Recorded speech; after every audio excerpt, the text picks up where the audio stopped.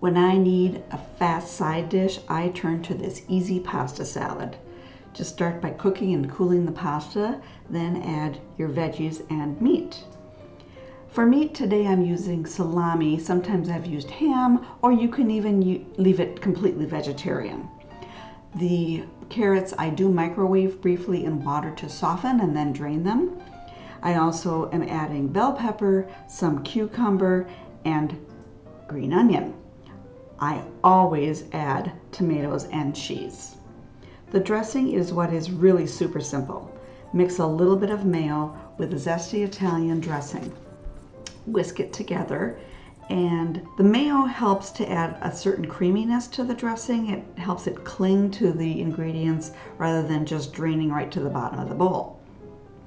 Stir this all together and your salad is ready to serve. There is a link to the printable recipe in the description, and I hope you enjoy.